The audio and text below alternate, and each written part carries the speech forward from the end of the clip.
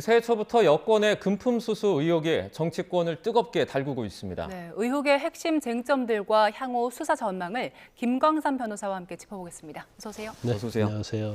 자, 지금 가족 득회, 갑질 의혹 등으로 원내대표직에서 이제 물러났던 김병기 의원이 그러니까 구의원들로부터 수천만 원을 받았다가 돌려줬다 이런 의혹이 지금 불거지고 있는데 이 개요부터 설명을 좀 해주시죠. 일단 이 사건의 어떠한 공천 관련 헌금을 받았다는 의혹 자체는 이제 2020년도 설날 명절 때 일어난 사건입니다. 그래서 일단 관련된 구의원이 2명이에요. 네. 한 명은 설 명절 때 2천만 원을 갖다가 김병기 원내대표 부인에게 줬다는 것이고, 네. 또 한 명은 2020년 설 연휴 때 이제 설날 선물하고 500만 원 가지고 찾아갔다는 거예요. 그걸 주었더니 이게 설 명절에 선물로는 금액이 좀 크고, 네. 그다음에 공천 헌금으로는 너무 작다. 그렇게 하고 이걸 받지 않고 거절했다는 겁니다.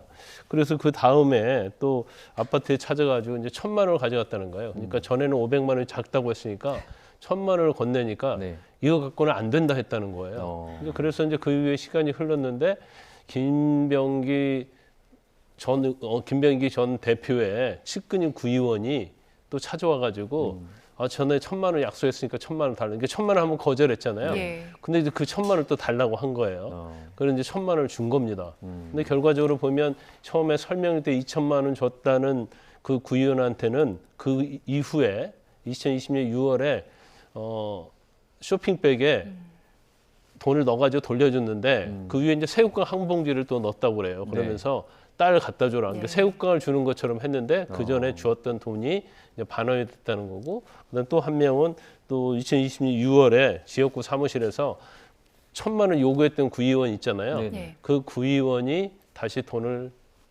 돌려줬다는 겁니다.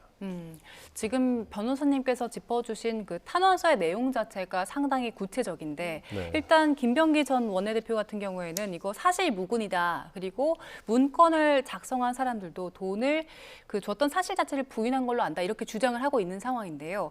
일단 이 탄원서에 따르면 김병기 전 원내대표가 돈을 받았다가 몇 개월 뒤에 다시 돌려준 거잖아요. 네. 이렇게 돌려주게 된 경우에 혐의가 어떻게 성립됩니까? 일단 돈을 받는 순간 죄는 성립을 하죠. 네. 이게 이제 수사를 해봐야 알겠지만 청탁금지법 위반이 될 수도 있고 정치자금법 위반이 될 수도 있고 또 뇌물죄가 될 수 있는 여지가 있어요. 그런데 이제 상식적인 차원에서 보면 특히 이제 법 쪽에서 어떤 증거를 인정하는 측면에서 보면 이 진술서 자체가 굉장히 구체적이야. 네. 일시, 장소 그리고 그 당시 나눴던 대화, 돈을 돌려주게 된 경위랄지 그냥 이걸 지어내서 할 수는 없잖아요. 이거 쇼핑백에 돈을 돌려받았다 이 정도가 아니고 그 위에 새우깡 한 봉지를 얹어가지고 딸 갖다 줘라고 하면서 줬다는 거 아닙니까? 네. 근데 이런 걸 전체적으로 보면 더군다나 장소 같은 걸 알지 그날도 어떻게 그 김병기 전 대표의 아파트에 갔는가 같이 부부끼리 식사를 했다는 거예요. 네. 근데 이건 사실 지어낼 수 있는 얘기는 아니거든요. 그러면 굉장히 구체적이고 여러 가지 일관성이 있기 때문에 신빙성이 있다고 보입니다. 본인들이 이제 부인할지는 모르겠어요. 이제 이 구의원 2명이. 근데 부인하기도 굉장히 어려울 것 같아요. 왜냐하면 이 내용을 전 민주당 의원이 때 이수진 의원에게 다 얘기했던 내용이고 네네. 또 자신들이 진술서를 썼잖아요. 자체적으로. 예. 그렇기 때문에 아마 이제 수사의 의지나 능력에 관한 문제인데 경찰이 정말 진정성을 가지고 수사에 임하면 부인하기는 굉장히 어려운 측면이 있다. 저는 그렇게 봅니다. 이수진 전 의원이 그러니까 그 당시에 이 사실을 당대표실에 전달을 했는데도 별다른 조치가 없었다라고 지금 전해지고 있는데, 그러니까 이 말이 사실이라면 어떻게 보면 그 수사 자체가 좀 많이 늦춰졌다라고 볼 수도 있는 거 아닙니까? 그렇죠. 아니 근데 이제 그 당시에 사실 이 진술서가 대표에게 전달이 됐다고 한다면 네. 이제 정상적인 절차에서 진행이 돼야 하는 거죠. 이 부분을 돈을 줬다고 하는 구의원 2명한테 확인을 해봐야 하는 거고, 네. 또 김병기 당시 의원에게도 이게 사실이 아니라 물어보는 절차가 있어야 하는 거죠. 네네. 그런데 구의원 2명이 계속적으로 줬다고 얘기하는데 이걸 어떻게 그냥 얼버무릴 수 없는 거예요. 예. 그런데 지금 진술 자체가 당대표실까지 전달이 됐는지 안 됐는지 모르겠는데 이 진술 내용은 엄청나게 중요한 내용 아닙니까? 네. 그러면 이걸 만약에 당대표실까지 넘기지 않았다고 하면 문제가 있는 거고 또 당대표가 받는데도 불구하고 이걸 묵살했다고 한다면 또 더 큰 문제가 되는 거예요. 그렇기 때문에 당대표고 당시 이제 이재명 대통령이 당대표였는데 과연 이 엄청난 내용인데 사실 국회의원이랄지 정치인들에 있어서 공천원금은 엄청나게 중요한 부분입니다. 네네. 돈을 받고 안 받고는 뭐 엄청나게 또 의미가 있는 거죠. 네. 그런데 이게 당대표실까지 정말 가지 않았을까? 아니면 뭐 중간에 뭐 검증위원회에서 이걸 또 묵살을 했나? 이제 그런 의구심이 있을 수 있는 거죠. 만약에 당 대표 측까지 전달이 됐는데 그 수뇌부에서 묵인했으면 이건 어떤 혐의가? 이건 이제 법적으로는 뭐 크게 처벌할 수 있는 것은 없어요. 단지 정치적으로 도덕적으로 왜 이런 걸 은폐하려고 하는데 가담을 했느냐 이제 그런 모습 비판을 받을 수 있겠죠. 네. 그런데 범죄 혐의 자체는 이제 공천원금을 받았냐 안 받았냐 받은 상황에서 끝났기 때문에 이 사실을 알았다 하더라도 뭐 신고할 의무가 있다던가 이제 그렇지 않는 법적인 신고 의무를 말합니다. 그렇지 않다고 한다면 뭐 그렇게 범죄가 성립하지는 않습니다. 예. 일단 여기에 대해서 경찰 수사가 본격 시작되면 어떤 부분 중점적으로 들여다볼까요? 이 사건에 관련된 자들이 굉장히 많잖아요. 네. 가장 중요한 건 돈을 줬다는 구의원 2명이 있잖아요. 그다음에 그중에 구의원 1명에 대해서 김병기 의원의 측근이라고 있는 구의원이 네. 돈을 또 받아갔다가 다시 반환을 했잖아요. 그리고 이런 동선 이런 거 다 확인해 보면 될 것이고 또 김병기 원내대표도 관여돼 있고요. 또 이수진 전 의원도 이런 내용을 다 알고 있었고 들었다는 거 아닙니까? 그래서 이러한 어차피 정치자금이나 진짜 뇌물죄는 개인적으로 은밀하게 이루어져요. 근데 이것을 사실은 관여된 사람이 상당히 많잖아요. 네. 그렇기 때문에 뭐 수사를 정말로 제대로 하면 제가 볼 때는 어렵지는 않을 거다 이렇게 봅니다. 자, 이 김병기 전 원내대표, 그러니까 김병기 의원은 지난 22년에 그러니까 지방선거 공천 과정에서 강선우 의원이 1억 원을 수수했다라는 의혹과 관련해서도 이름이 거론이 되고 있습니다.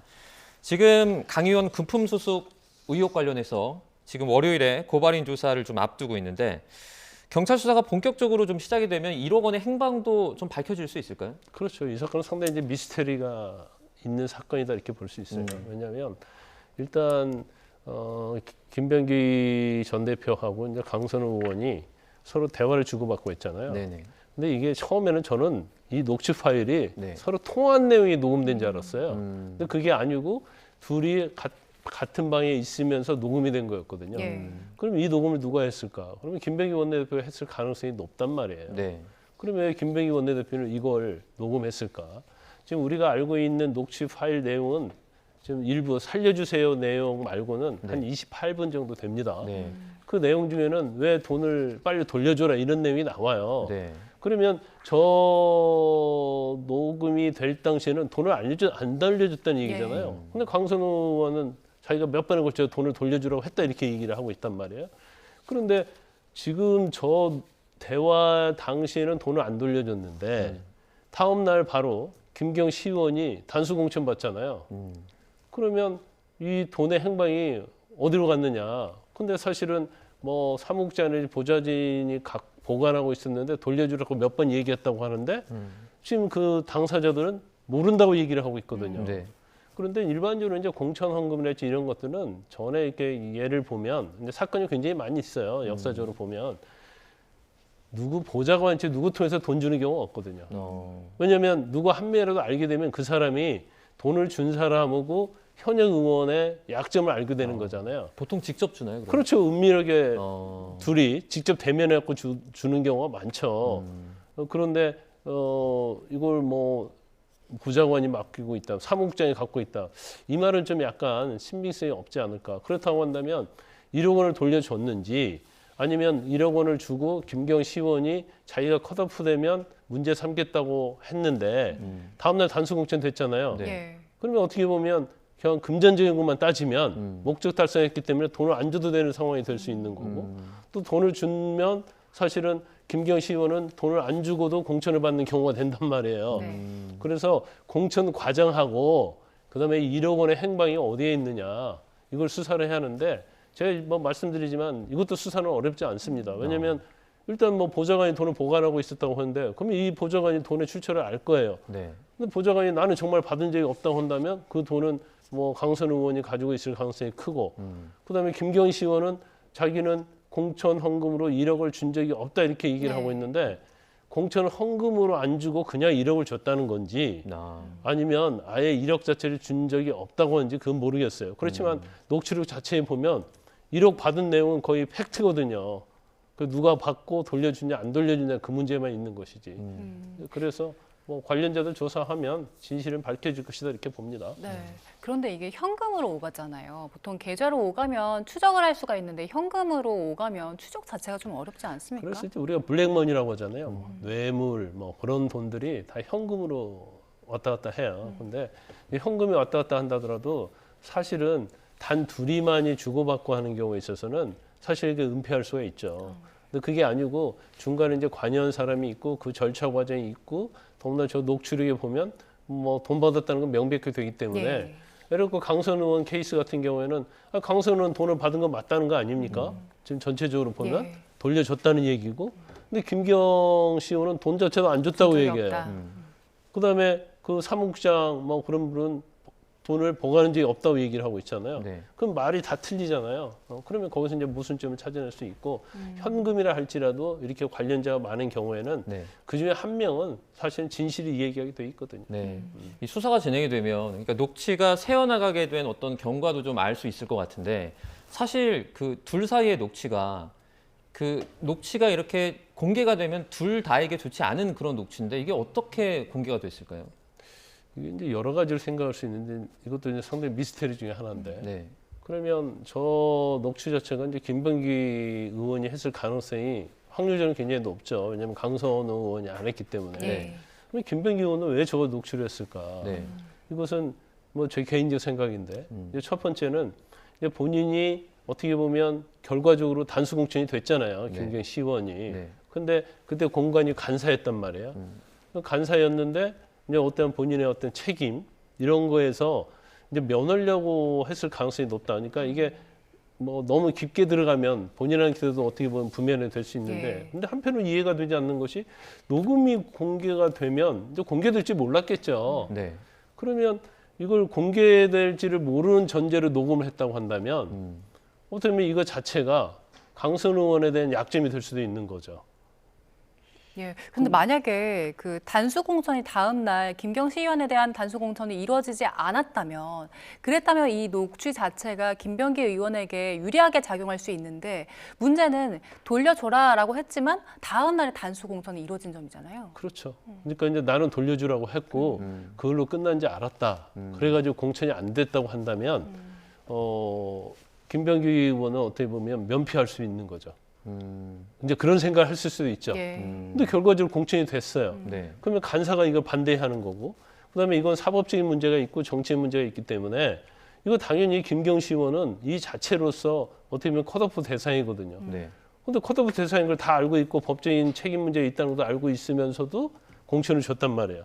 그러면 사실은 강선우, 김병기 이게 다 김경 세 명의 공범 관계가 되는 거예요. 그렇게 공천했다고 한다면. 그러면 이게 마지막에 나중에 이제 법률적으로 각자 좀 어떤 혐의로 좀 문제가 될 수 있습니까, 이게?